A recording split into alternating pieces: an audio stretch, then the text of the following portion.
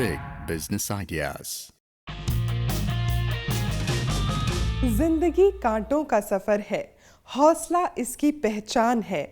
रास्ते पर तो सभी चलते हैं, लेकिन जो रास्ता बनाए वो ही इंसान है। और आपके बिजनेस के रास्ते को और मजबूत बनाने के लिए कौन कौन से बिजनेस लॉज की बजरी रोड़ी लगेगी, ये बताने के लिए हमेशा की तरह शिल्पा भावना आ गई है लेकर आपका चहेता कार्यक्रम big business ideas, powered by Tap Fox, beyond socialising. दोस्तों, एक वक्त था जब भारत में कोई भी व्यक्ति बिजनेस करने से डरता था, लेकिन आज सरकार के बहुत सारे इनिशिएटिव्स के बाद लोगों में अपना व्यवसाय करने का कॉन्फिडेंस आया है। पूरे देश में व्यावसायिक व्यवस्था को बनाए रखने के लिए सरकार ने कई पॉलिसीज भी बनाई हैं। ये एंटरप्रेन्योरशिप पॉलिसीज कैसे हमारे व्यवसाय को प्रभावित करती हैं और कैसे इन पॉलिसीज को हम अपने बिजनेस के लिए एक अवसर बना सकते हैं, ये बताने के लिए like always we are gonna have with us the author of the business books, the philanthropist, the big business expert, mister Sunil Kumar Gupta. नमस्कार सर, बहुत बहुत स्वागत है। धन्यवाद। प्लीज सुनील जी, पॉलिसीज सरकार बहुत सारी बनाती है ताकि पूरे देश का बिजनेस सेक्टर अच्छे तरह से काम करता रहे। कैसे ये पॉलिसीज एक बिजनेसमैन को प्रभावित कर सकती हैं, या जो उनका व्यवसाय है उस व्यवसाय में कैसे वो और मुनाफा दे सकती हैं? बहुत अच्छा प्रश्न है आपका। सबसे इम्पॉर्टेंट बात है, जैसे अब गवर्नमेंट नई जो पॉलिसी ला रही है, एंटरप्रेन्योर पॉलिसी, उसमें एक यूनिक कोड नंबर देने वाली है हर एंटरप्रेन्योर को, जी, जिसको हम बोलेंगे एंटरप्रेन्योर आइडेंटिफिकेशन नंबर। ये जो उसको एक नंबर ये शुरू में अलॉट हो जाएगा जब वो एक कंपोजिट एप्लीकेशन फाइल करेगा, तो उसको बाकी सब नंबर, पैन नंबर और बाकी नंबर लेने की आवश्यकता नहीं पड़ेगी। तो उसको एक आइडेंटिफिकेशन कोड मिल गया जिससे वो अपना पूरा का पूरा बिजनेस करेगा। जो ईज ऑफ डूइंग बिजनेस है, ईज ऑफ डूइंग बिजनेस में जो गवर्नमेंट स्टेप उठा रही है वो इसीलिए उठाती है जिससे कि एंटरप्रेन्योर को बिजनेस करने में आसानी हो। तो बेसिकली ये जो पॉलिसीज बनाई जाती हैं ये हमारे बिजनेस को सप्लीमेंट करने के लिए बनाई जाती हैं। बिल्कुल, जिससे कि आपका ध्यान पूरा का पूरा केंद्रित हो अपनी प्रोडक्ट या सर्विस पे, और जितने भी कानून हैं और जहां जहां भी आपके रजिस्ट्रेशन होते हैं उनको ईजी बना दिया जाए। तो पॉलिसीज भी बहुत सारी हैं और स्कीम्स भी बहुत सारी हैं। इसका मतलब पूरे देश में हम कह सकते हैं कि एंटरप्रेन्योरशिप को आगे बढ़ाने के लिए बहुत ज़्यादा प्रोत्साहित किया जा रहा है। एंटरप्रेन्योर्स बनने चाहिए, हम सभी लोग मान रहे हैं, irrespective of the gender, male या फीमेल। लेकिन जब एक महिला व्यवसाय करने के लिए आगे आती है, आपको क्या लगता है कि हमारे देश में क्या वो वर्किंग एनवायरनमेंट है महिलाओं के लिए, या कैसी कंडीशन है उनके लिए? देखिए, इसको पूरे विश्व के परिप्रेक्ष्य में हमें देखना पड़ेगा कि यदि पूरे संसार में हम देखें तो 1/3 एंटरप्रेन्योर जो हैं वो महिलाएं हैं। और अगर हमारे देश की स्थिति देखें तो पूरे देश में जितनी महिला एंटरप्रेन्योर हैं उसकी 50% हमारे जो साउथ के 5 राज्य हैं और महाराष्ट्र, इन 6 को मिला लिया जाए तो उनमें है। मतलब अगर 100 एंटरप्रेन्योर हुए तो 50% 5 राज्य, जो साउथ के 5 राज्य हैं, जैसे कि आंध्र प्रदेश हो गया और तमिलनाडु हो गया और केरला हो गया, कर्नाटका हो गया, तेलंगाना हो गया और महाराष्ट्र। तो ये 6 स्टेट हो गए। 6 स्टेट में 50% जो एंटरप्रेन्योर हैं यहीं पर हैं। और अगर हम देखना चाहें देश की पूरी स्थिति, तो हमारे देश में यदि महिला एंटरप्रेन्योर की बात करें तो एक ऑर्गेनाइजेशन है जिसे हम बोलते हैं ग्लोबल एंटरप्रेन्योर डेवलपमेंट इंस्टीट्यूट, जो कि सर्वे करता रहता है। तो उसने लगभग 77 कंट्रियों का सर्वे किया जिसमें महिला एंटरप्रेन्योर की स्थिति देखी। तो उसमें पाया गया कि 70वें नंबर पे हैं हम महिला एंटरप्रेन्योर में। यदि हम यूके या यूएस की पहले की स्थिति उठा के देखें तो वहां पर भी महिला एंटरप्रेन्योर पहले बहुत कम थी। जी, वो धीरे धीरे प्रोत्साहन मिला है सबको। तो जैसे अब हमारे देश में एक नई पॉलिसी बन रही है और महिलाओं के लिए बहुत सारी स्कीम आगे बढ़ाने के लिए हैं, तो उसको देखते हुए लगता है कि महिला एंटरप्रेन्योर की संख्या आगे आने वाले सालों में बहुत बढ़ेगी। जी, तो अभी क्योंकि उन्हें कॉन्फिडेंस मिल रहा है तो उन्होंने थोड़ा सा कदम तो बाहर निकालना शुरू कर दिया है। आज हमारे साथ एक ऐसी मेहमान आने जा रही हैं जो कि इसी तरफ, इसी दिशा में आगे बढ़े। उन्हें बुला लेते हैं। जी जी। दोस्तों, आज जो मेहमान हमारे साथ स्टूडियो में आ रही हैं, आप पिछले 13 सालों से व्यवसाय के आकाश को रोशन करती आई हैं। इस लंबे अरसे में आपने बहुत से सब्जेक्ट से डील किया है, जैसे policy advocacy, energy and climate change, infrastructure, finance, education, health and much more. So let's welcome the business power coach and the joint managing director of redefined skills and learning private limited, Shrimati Sarita Chauhan. नमस्कार जी, बहुत बहुत स्वागत है आपका। आइए सरिता जी, अपने व्यवसाय के लिए 13 साल एक बहुत लंबा अरसा होता है। पहले आप महिलाओं को सजग करती थी, उन्हें आप कोच करती थी कि वो अपना खुद का बिजनेस शुरू करें, खुद एंटरप्रेन्योर बने। फिर आपने खुद भी अपनी एक ऑर्गेनाइजेशन शुरू की, एक प्राइवेट लिमिटेड कंपनी। लेकिन जब आप उन महिलाओं को बताती थी कि ये चैलेंजेस हैं जो आपको बिजनेस करने में आ सकते हैं, और जब आपने वास्तविक रूप में अपना बिजनेस शुरू किया, कितना डिफरेंस आपको उन दोनों चीज़ों में नज़र आया, या जो आप बताया करती थी चैलेंजेस उसी तरह के आपने सामने फेस किए? जब मैंने खुद शुरू किया जी, मुझे ये तो अंदाज़ा था कि बहुत मुश्किलें आने वाली हैं, क्योंकि दूसरों को कोच करते करते ये एक अच्छा सा अंदाज़ा लग चुका था कि किस तरह के चैलेंज आएंगे। मेरे पास इंफॉर्मेशन और एक्सपीरियंस काफ़ी था अपना स्टार्ट करते हुए, तो मुझे वैसी परेशानी नहीं आई जिसके लिए मेरे पास लोग आते थे। पर लेडीज़ के पास और अलग परेशानियां हैं। आपको समय अपने बच्चों को भी देना है, आपको समय अपने घर को भी देना है, और उसी टाइम पे जब आप एक स्टार्टअप हैं तो आपको वही आपके बच्चे की तरह है वो, उसको भी बहुत समय देना है, उसको भी नॉरिश करना है उसी तरीके से जैसे आप एक बच्चे को करते हैं। जी बिल्कुल। तो सबसे पहला चैलेंज यही था कि उस टाइम को कैसे मैनेज किया जाए, क्योंकि टाइम 24 घंटे ही सबको मिला है। तो बेस्ट यूटिलाइजेशन ऑफ टाइम शुरू में नहीं आता था, पर करते करते सीख लिया। अपने एक्सपीरियंस से उसको स्टेबल करना, जहाँ पे लोग 10 साल में पहुँचते हैं, हम कुछ महीने कुछ साल में अपनी कंपनी को ले आए।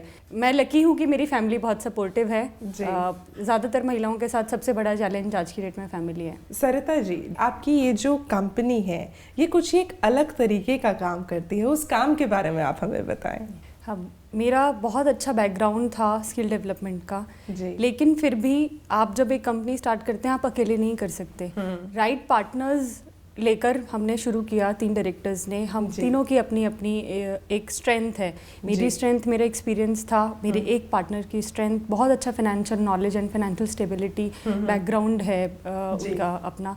एक डायरेक्टर हमारे बहुत अच्छे ट्रेनर हैं, जिनको ट्रेनिंग का बहुत अच्छा, तो तीनों चीज़ों का समावेश अच्छे से हो गया है। तो हमने पहला ही स्टेप ये उठाया कि इंडिया में जो स्किल डेवलपमेंट इतना बड़ा गैप है, इतने सालों से हम सुन रहे हैं इसके बारे में, 2008 से पॉलिसीज़ बन रही हैं, एंड ये जो नया गवर्नमेंट है इसने इतने प्रोएक्टिव स्टेप्स लिए हैं। तो हमने पहला स्टेप ये लिया कि जब हमारे एक्सपीरियंस से हम ऐसे बहुत सारे बच्चों को ट्रेनिंग प्रोवाइड कर सकते हैं। बिसाइड्स कॉर्पोरेट ट्रेनिंग में बहुत बड़ा गैप है, जो कंपनीज़ को जिस तरह का ट्रेनिंग चाहिए अपने एम्प्लॉयज़ के लिए, लोग अपने कोर्सेज देते हैं, कोई कस्टमाइज ट्रेनिंग नहीं देता, हम कस्टमाइज ट्रेनिंग देते हैं। तो हमने शुरू में ही एक ऐसा अपना स्ट्रेंथ बनाया है कि जो ट्रेनिंग इंडिया में जिसकी बहुत ज़्यादा नीड है, हमारे सारे sections through skill development, through corporate training, entrepreneurship training, women empowerment, events training and seminars, ये हमारे अलग अलग सेक्शंस हैं जो कि बहुत लार्ज स्केल की ट्रेनिंग को नीड को फुलफिल कर रहे हैं इंडिया में। जी सर, इस तरह के जब ऑर्गेनाइजेशंस जब लोगों को ट्रेन करते हैं स्किल डेवलपमेंट के लिए, खास तौर पे जब आप बात करते हैं, आपको क्या लगता है कि एक वुमेन के लिए ट्रेनिंग का खासा महत्व रहता है? बहुत महत्व है। देखिए, ट्रेनिंग सभी के लिए आवश्यक है, और महिलाओं के लिए ट्रेनिंग की बहुत सारी स्कीम है, बहुत सारी एनजीओ हैं, बहुत सारी गवर्नमेंट की बॉडीज हैं, जितने भी हमारे स्टेट इंडस्ट्रियल डेवलपमेंट कॉर्पोरेशंस हैं, या हमारे डेवलपमेंट कमीशन एमएसएमई हैं, सभी की बहुत सारी स्कीम है इस सब महिलाओं के लिए। तो यदि वहां से वो ट्रेनिंग लेती हैं, उस व्यवसाय में ट्रेनिंग लेती हैं जिसमें उनकी रुचि हो, और जिसमें उनकी रिसर्च हो, और जिसमें वो उनको पक्का श्योर हो कि मैं कुछ कर सकती हूँ, जिसमें उनका बिल्कुल परफेक्ट प्लान हो, तो उन्हें आगे बढ़ने से कोई रोक नहीं सकता। हमने कुछ लोगों से बात की थी, आप लोगों को दिखाना चाहेंगे प्लीज? हम लोग डिज़ाइन मैन्युफैक्चरिंग इक्विपमेंट्स करते हैं oil and gas industries and power sector के लिए, इन जनरल प्रोसेस इंडस्ट्रीज़ के लिए। जब 50% का रूल आने वाला था, उसके शायद 10 साल पहले मेरे यहाँ पे at least I have 50% female employees. हमारे यहाँ हम फीमेल्स के लिए वुमेन ग्रीवियंस सेल है जो एवरी मंथ जिसकी मीटिंग होती है और उनके कुछ इशू हो या कुछ प्रॉब्लम्स हो या उनके लिए अगर कुछ सजेशंस हो तो वहाँ पे वो दे सकते हैं।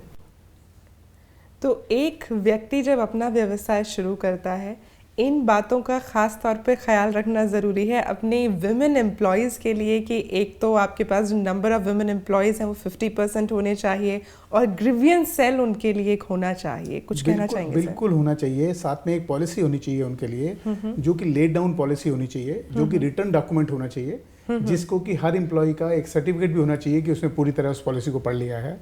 और ग्रीवेंसेस सेल के अलावा उनके लिए अलग से एक सेल होता है जो कि अगर उनकी कोई शिकायत है, ग्रीवेंसेस तो हो गया कि जो उनके ग्रीवेंसेस हैं, एक कंप्लेंट सेल उनके लिए अलग होता है कि जिसमें वो किसी भी तरह का यदि उनको वर्क एटमॉस्फेयर ठीक नहीं मिल रहा उसकी वो कंप्लेंट वहाँ लॉन्च कर सकती हैं। बिल्कुल, दैट इज़ वेरी इंपॉर्टेंट क्योंकि उसी के जरिए वहीं पे रह के उन्हें काम करना है। बिल्कुल, तो वो एक बड़ा इंपॉर्टेंट है। तो वो सारी पॉलिसी ले डाउन करनी पड़ती है और डॉक्यूमेंटेड करनी जरूरी है आज के ज़माने में। आपसे भी हम यही गुजारिश करना चाहेंगे कि अगर आप एक एंटरप्रेन्योर हैं और आपकी ऑर्गेनाइजेशन में ज़्यादातर महिलाएं काम करती हैं तो कम से कम उनकी सेफ्टी और उनके वर्किंग एनवायरनमेंट का ज़रूर ख्याल रखें। On that note we are going to take a break, लेकिन ब्रेक के बाद हम आपको बताएंगे उन पॉलिसीज़ के बारे में, उन स्कीम्स के बारे में जो कि एक महिला व्यवसायी को सरकार की तरफ से मिलती हैं। Stay tuned.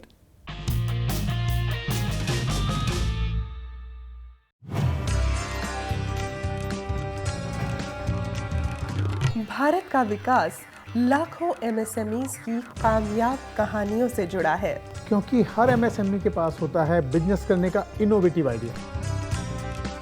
और अगर आप भी कर रहे हैं अपने बिजनेस में कुछ अलग या नया तो आइए और बनिए हमारे मेहमान only on Big Business Ideas. Write us on info@bigbusinessideas.in।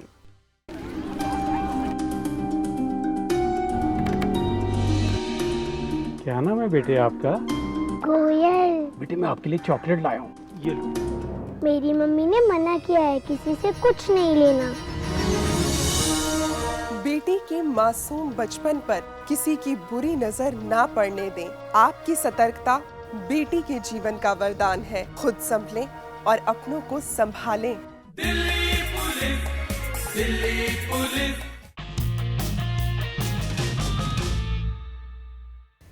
Break के बाद एक बार फिर से स्वागत है आपका। आप देख रहे हैं big business ideas powered by Tap Fox. Break पे जाने से पहले हमने बात की थी कि हमारी जो महिलाएं हैं उनके लिए सरकार कुछ खास स्कीम्स और कुछ खास पॉलिसीज़ लेकर आ रही है।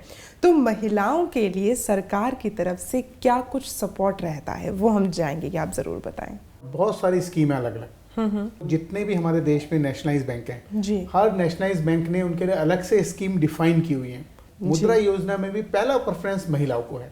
ओके। जिसमें कि 10 लाख तक का लोन मिलता है, जिसमें कोई कोलेटरल सिक्योरिटी या किसी और किस्म की सिक्योरिटी नहीं ली जाती। दूसरी स्कीम गवर्नमेंट की है स्टैंड अप इंडिया, जिसमें कि 1 करोड़ तक का लोन मिलता है, जिसमें कि जितने भी हमारे देश में बैंक हैं उनकी जितनी भी ब्रांचेज हैं हर बैंक को एक महिला को लोन जरूर देना है, जो लोन 1 करोड़ तक का होगा, जिसमें कि कोई कोलेटरल सिक्योरिटी नहीं लेनी। इससे बड़ी बात क्या हो सकती है? ये बहुत बड़ी स्कीम है। तो एक prime minister employment generation scheme है जी, जिसमें कि जो लोन मिलता है वो 25 लाख तक मिलता है। हाँ। इसमें खास तौर पे यदि महिला कोई उद्यमी है तो उसको सब्सिडी भी मिलती है जो कि 35% है। Oh wow, it's a big ratio. साथ ही prime minister employment generation programme जो है जी, इसमें जो महिलाओं को अपना मार्जिन मनी लगाना पड़ता है जो कि नॉर्मली 25% होता है, इस स्कीम में यदि वो लोन लेना चाहती है तो वो कुल 5% है। इसके अलावा भारतीय महिला बैंक है, उसमें जो हमारी स्कीम है श्रृंगार, जैसे कि नाम से पता लगता है कि ब्यूटी पार्लर या स्पा या इस तरह का कोई भी चीज आप खोलना चाहें तो उसमें लोन मिलता है जी। उसमें लोन 50 लाख तक मिलता है। उसके अलावा उनकी स्कीम है अन्नपूर्णा और तीसरी परवरिश, इन दोनों स्कीम में 10 लाख तक लोन मिलता है।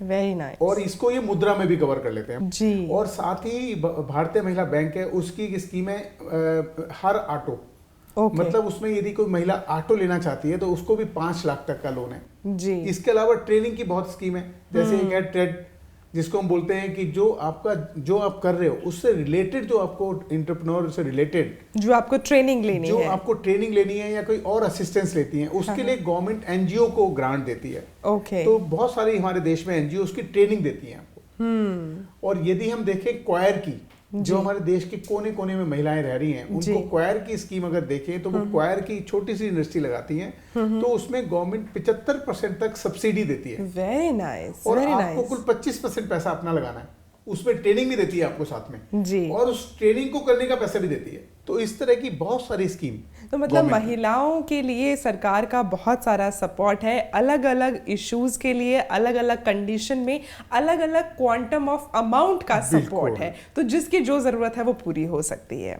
सरिता जी, आपसे जानना चाहेंगे, आपने इस तरह की किसी सरकारी मदद का लाभ लिया है? मैंने अपनी कंपनी में तो नहीं लिया, पर जब मैं जहाँ बिजनेस कोचिंग जिन वुमेन को प्रोवाइड करती हूँ उनके लिए मैंने अभी रिसेंटली मुद्रा लोन्स में अप्लाई किया है। इससे पहले टेक्नोलॉजी के लिए बहुत अच्छी स्कीम है, credit guarantee growth fund of India, उसके अंडर टेक्नोलॉजी जो लोग इम्पोर्ट करना चाहते हैं उसमें गवर्नमेंट सब्सिडी देती है और उसके लिए फ़ंड भी देती है। तो उसमें फीमेल्स के लिए प्रेफरेंस है।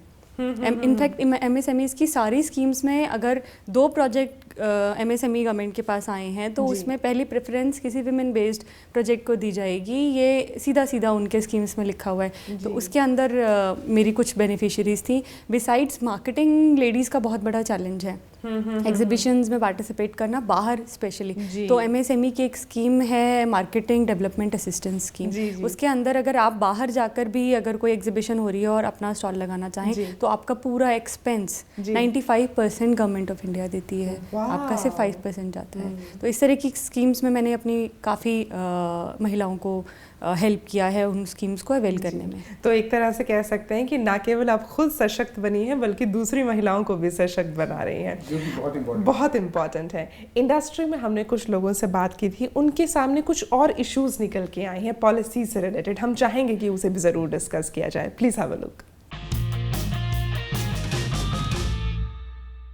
डायमंड इंडस्ट्री में जो वैट है, सेल्स टैक्स रहता है, वो गुजरात गवर्नमेंट में 0 है। वो इंडस्ट्री के प्रमोशन के लिए है, लेकिन उससे काम नहीं चलता। उसके लिए फाइनेंस अगर चाहिए, स्किल डेवलपमेंट चाहिए, उसको बड़ा यूनिट डालना है तो उसके लिए फाइनेंस की भी ज़रूरत रहती है। तो पर्टिकुलरली बैंक को, गवर्नमेंट को इंसिस्ट करना चाहिए कि पर्टिकुलर सेक्टर में आप फाइनेंस करो और मोनेटाइज करके उसको आगे बढ़ाओ। तो बेसिकली आप प्रकाश जी जो बात कर रहे हैं कि एक पर्टिकुलर इंडस्ट्री में ही अगर फाइनेंशियल असिस्टेंस, ट्रेनिंग और इस तरह की और चीज़ें, जिन चीज़ों की ज़रूरत उस इंडस्ट्री को है, ये सभी चीज़ें एक ही पॉलिसी के अम्ब्रेला के अंडर आ जाएं, क्या ऐसा पॉसिबल है या हुआ है?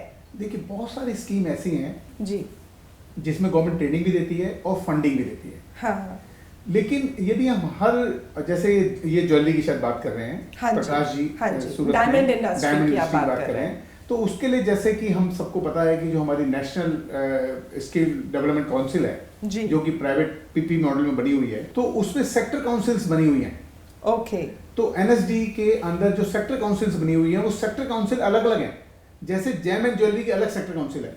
ओके। तो वो जो सेक्टर काउंसिल है वो आपको पूरी ट्रेनिंग भी देती है, उसके लिए फंडिंग भी अवेलेबल कराती है, और अगर आपके पास कोई बड़ा इनोवेटिव तरीका है तो उसको और भी अलग तरीके से वेंचर कैपिटल या और भी अलग तरीके से सॉफ्ट लोन और अलग फंडिंग मिलती है। सरिता जी, आपसे जानना चाहेंगे कि जिस तरह से हम बात कर रहे हैं कि एक ही अम्ब्रेला के अंदर सारी चीज़ें लोगों को मिल जाए, आजकल लोग यही चाहते हैं, सिंगल विंडो उनको सोल्यूशन मिले।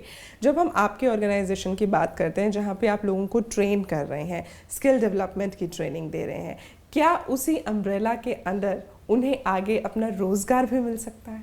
हमारी कंपनी का एक अलग डिवीजन है पोस्ट ट्रेनिंग फैसिलिटेशन, जिसमें हमने एक पूरा सेल बनाया है जिसका यही काम है। हमारे टाइप्स हैं इंडस्ट्री के साथ, तो जिन लोगों को हम स्किल करते हैं वो जैसे ही उनकी ट्रेनिंग खत्म होती है उनके हाथ में उनके प्लेसमेंट ऑफर्स होते हैं। स्पेशली हम कवर करना चाहते हैं 100%, पर कई बारी ऐसा होता है कि 75 कुछ ईयर्स में 80% होता है, लेकिन फिर भी जो रह जाते हैं उनको हम अपने हमारे कुछ बैंक्स के साथ भी टाइप हैं, कुछ फाइनेंसेस के साथ भी टाइप हैं, उनको हम उनके ही काम शुरू करने के लिए ज़्यादा प्रोत्साहन देते हैं। हमारा फोकस बहुत ज़्यादा इस पर रहता है कि लोग सेल्फ एम्प्लॉयड और एंटरप्रेन्योरशिप को भी देखें। तो जो 25% लोग हमारे रह जाते हैं उनको हम किसी ना किसी स्कीम में या किसी अपने ही फंड के थ्रू उनको लोन दिलाकर उनका काम शुरू करवाते हैं। तो बेसिकली अगर देखा जाए तो ट्रेनिंग भी मिल रही है और साथ में रोजगार भी मिल रहा है। नहीं, बिल्कुल लगता है सरिता जी ने बहुत अच्छी एक बात कही कि ये कुछ तो एम्प्लॉयमेंट लोगों को दिलवा दिया, बाकी लोगों को एंटरप्रेन्योर बना रही हैं। जो इस तरह की जितनी भी स्किल डेवलपमेंट हमारी ऑर्गेनाइजेशन है जो प्राइवेटली ओन्ड हैं, जो लोग चला रहे हैं, उनको ये चाहिए कि खाली वो फोकस ये ना करें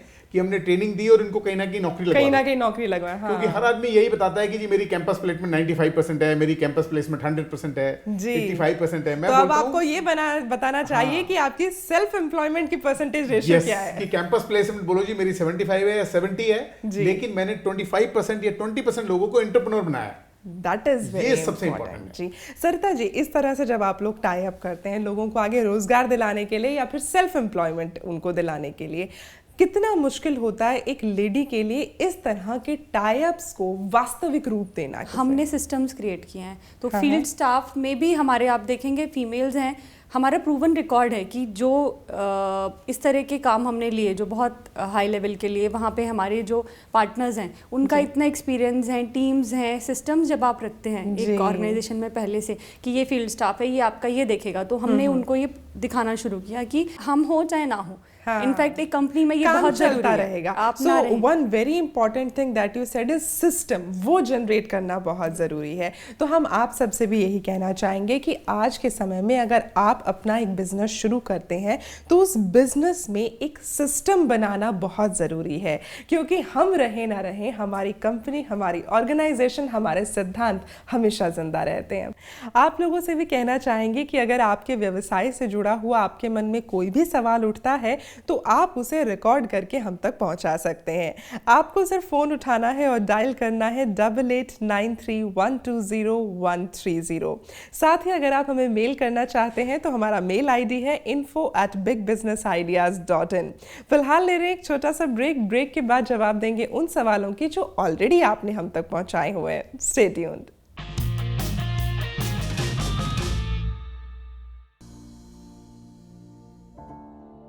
रेखा कहाँ हो? चलिए भैया। पीयू कहाँ है? पड़ोस वाले भाई साहब के यहाँ छोड़ आई हूँ। जिस लॉकर में कैश और गहने हैं उसकी चाबी भी पड़ोसी को दे दी ना। भला मैं अपना कीमती सामान पड़ोसी के यहाँ कैसे छोड़ सकती हूँ? जब आप अपना कीमती सामान पड़ोसी के यहाँ नहीं छोड़ सकते तो बिटिया को पड़ोसी के पास कैसे छोड़ दिया? आपकी सतर्कता बेटी के जीवन का वरदान है। खुद संभलें और अपनों को संभालें। अच्छा किया बबलू जो तुम इन छुट्टियों में यहाँ रहने चले आए। तुम होते हो तो मुझे श्रेया की कोई चिंता नहीं होती। अच्छा मैं चलती हूँ, ऑफिस के लिए लेट हो रहा है। ठीक है। मम्मा मुझे अकेले छोड़ के मत जाओ। अकेले कहाँ बेटा, बबलू भैया है ना। हाँ हाँ मुझे नहीं रहना भैया के साथ, भैया गंदे हैं। बेटी की सुरक्षा के लिए परिचितों या रिश्तेदारों पर भी सोच समझकर भरोसा करें।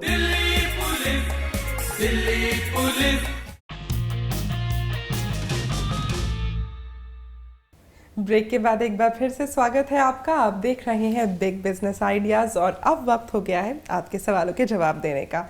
तो बहुत सारे सवाल आए हैं। पहले हम मेल के सवाल ले रहे हैं जो रैंडमली हमने सिलेक्ट किए हैं। पहला सवाल है ये बिहार से रजत जी का। आप कहते हैं कि आप माइनॉरिटी कैटेगरी से बिलोंग करते हैं और आप जानना चाहते हैं कि क्या कोचिंग पाने के लिए इन्हें सरकार से कोई फाइनेंशियल हेल्प मिल सकती है? जी हाँ, माइनॉरिटी के लिए एमएसएमई मिनिस्ट्री की एक स्कीम है जिसमें माइनॉरिटी को वो ट्रेनिंग देते हैं और साथ में कुछ पैसा भी देते हैं। अगला सवाल हमारे पास है ये ऋषिकेश से अनुराग जी हैं। आप कहते हैं कि आप एक प्राइवेट कंपनी बनाना चाहते हैं, तो आपको अपने अलावा उसमें और कितने लोगों को डायरेक्टर बनाना पड़ेगा? देखिए, नया कंपनी एक्ट आ गया है। ईज ऑफ डूइंग बिजनेस के दिशा में कदम बढ़ाते हुए सरकार ने 1% कंपनी भी अलाउ की है, तो आप अकेले भी अपनी कंपनी बना सकते हैं। और अब वक्त है ऑडियोज के सवाल का। हेलो, मैं उजाला बात कर रही हूँ गुजरात से। मैं ब्यूटिशियन का कोर्स कर रही हूँ और कोर्स कंप्लीट के बाद अपना पार्लर खोलना चाहती हूँ। मैं ये जानना चाहती हूँ कि ये क्या अपने पार्लर को ओपन करने के लिए मुझे स्टैंड अप इंडिया स्कीम के अंदर लोन मिल सकता है? देखिए, आपको इस लोन मुद्रा में भी मिल सकता है, उसमें देखना पड़ेगा कितना लोन लेना है आपको। Prime minister employment generation programme में भी लोन मिल सकता है आपको, 25 लाख तक चाहिए तो, और उससे ज़्यादा लोन चाहिए आपको 1 करोड़ तक, तो आपको स्टैंड अप इंडिया में जाना पड़ेगा। मैं अपर्णा बोल रही हूँ रत्नागिरी से। क्या मैं अपने घर में प्ले स्कूल ओपन कर सकती हूँ? प्ले स्कूल ओपन आप अपने घर में कर सकते हैं, लेकिन उसमें सिर्फ 2 स्टेट हिंदुस्तान में ऐसे हैं, दिल्ली और आंध्रा जिन्होंने कि कुछ रूल नोटिफाई किए हुए हैं प्ले स्कूल बनाने के। यदि आप इन दो स्टेट से नहीं है तो आप स्कूल खोल सकते हैं। सिर्फ आपको ये ध्यान रखना है कि आपकी आपका घर ऐसी जगह पे हो जो सेफ्टी हो जहाँ पे जी, और साथ में वहाँ पे पार्किंग की समस्या ना हो और बच्चों के लिए सेफ हो। जी, ये बहुत ज़्यादा ख्याल रखने की बात है क्योंकि प्ले स्कूल ओपन करें तो छोटे छोटे बच्चे वहाँ पर आएंगे, उनकी सेफ्टी सबसे इम्पॉर्टेंट है। सरिता जी, आपकी जो ऑर्गेनाइजेशन है इसके तहत आप लोगों को किन किन चीज़ों की ट्रेनिंग दे रहे हैं, किस तरह के बेनिफिशरीज आपके पास आते हैं, और साथ ही हम ये भी जानना चाहेंगे कि फ्यूचर के लिए आपने और क्या कुछ सोचा हुआ है इन बेनिफिशरीज के लिए जिससे इनको और आगे लाभ मिल सके। हमने अभी तक जितने भी प्रोग्राम्स लॉन्च किए स्किल डेवलपमेंट के अंदर, वो इस तरह की ट्रेनिंग्स हैं जो बहुत कम ऑर्गेनाइजेशंस दे रही हैं या नहीं दे रही हैं। हमारा एक सिंपल सा मिशन था कि हम अपनी इंडियन ट्रेनिंग इंडस्ट्री को एक इंटरनेशनल लेवल पर लेकर जाएं। हम वो ट्रेनिंग्स प्रोवाइड करें जिनका कि ना कि सिर्फ इंडिया में, बाहर भी बहुत डिमांड है। Crane operator, backhoe loader, forklift operator, इस तरह की ट्रेनिंग्स हैं। हैवी व्हीकल ड्राइवर्स जो अभी बहुत ज़्यादा लार्ज स्केल पे नहीं हो रही हैं, जिन कंपनीज़ को ज़रूरत है वो इन हाउस ट्रेनिंग करती हैं जी, और अपने ही पास उन लोगों को रखती हैं। हम उनको ट्रेनिंग देकर इवन बाहर भेजना चाहते हैं। हमारे टाइप्स हम मिडिल ईस्ट, ऑस्ट्रेलिया, जर्मनी ऐसी कंट्रीज़ हैं जहाँ इन लोगों की बहुत डिमांड है। तो अभी हमारा नेक्स्ट स्टेज वही है कि हम इस तरह के टाइप फोर्ज कर रहे हैं जिनसे कि हमारे यही लोग बाहर जाकर यहाँ से भी 4 टाइम्स ज़्यादा अर्न करें। तो वेरी नाइस। दूसरा, हम जो एंटरप्रेन्योरशिप ट्रेनिंग अभी तक देते आए हैं उसमें हम एक ट्रेनिंग देते थे और कुछ कंसल्टेंसी प्रोवाइड करके सेटअप करते थे। अब हम उसको नेक्स्ट लेवल पर लेकर जाना चाहते हैं, इसलिए हम फाइनेंशियल इंस्टीट्यूशन से टाइप कर रहे हैं कि वेरी लार्ज स्टार्टअप्स जिनकी की डिमांड से मोर देन 10-20 करोड़ है, उनको भी हम प्रमोट कर सकें थ्रू आवर ऑर्गेनाइजेशन। और अब सरिता जी, हम लोग धीरे धीरे आगे बढ़ रहे हैं उस सेगमेंट की तरफ जो कि हमारे गेस्ट के लिए खास होता है। इट्स अ रैपिड फायर, बताऊंगी आपको उसके बारे में, लेकिन उससे पहले हमारे सभी दर्शकों के लिए आपका आज का बिजनेस मंत्र। मैं महिलाओं के लिए बताना चाहूँगा कि औरों को मत डिसाइड करने दें आपने क्या करना है, आप खुद डिसाइड करें आप क्या करना चाहती हैं। जी, और जिस दिन वो खुद पर विश्वास करना शुरू हो जाती हैं उस दिन हम कह सकते हैं कि वो खुद अपने हाथों की लकीरें बनाने के लिए सक्षम हो जाती हैं। इस सक्षमता को आपने 13 साल पहले ही हासिल कर लिया था। अब देखना ये है कि हमारे स्पेशल शिल्पा भावना राउंड में आप किस तरह से उस सक्षमता को आगे लेकर बढ़ती हैं। मैं आपसे कुछ सवाल पूछूंगी, आपको बताना है येस या नो, हाँ या ना। तैयार है? क्या एंटरप्रेन्योरशिप पॉलिसीज़ को समझे बिना आप बिजनेस चला सकते हैं? हाँ। आज बिजनेस के लिए कई नई पॉलिसीज़ आने के बाद एक बिजनेसमैन के सामने क्या ये चीज़ें चुनौतियां हो सकती हैं? फाइनेंस? हाँ। ट्रेनिंग? ना। Business laws? हाँ। Working environment for NRIs in India? हाँ। चुनौती हो सकती है। कुछ चैलेंजेस हो सकते हैं, पर अगर आप में, मैं वही पॉइंट पे आऊँगी, अगर आप करना चाहते हैं, पैशन है, तो आप रास्ता ढूंढ सकते हैं जी, पर चैलेंजेस हैं। चैलेंजेस हैं। आखिरी सवाल आपके सामने है, which is a very nice googly, I must say, who can be a better entrepreneur, male और फीमेल?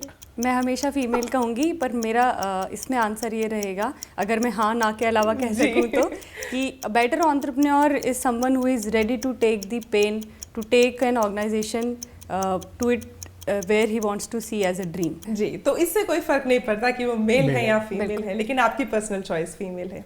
सेम है, इसीलिए आपके लिए हमारे पास एक बहुत ही खूबसूरत सा तोहफा है।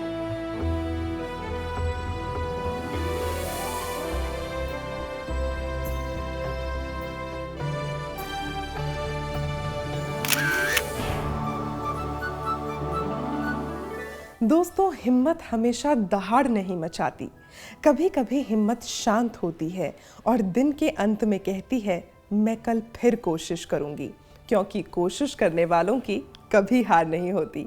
इसीलिए अपने व्यवसाय को हमेशा पूरी हिम्मत के साथ आगे बढ़ाएं।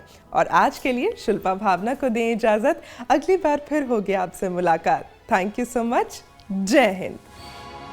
Big business ideas.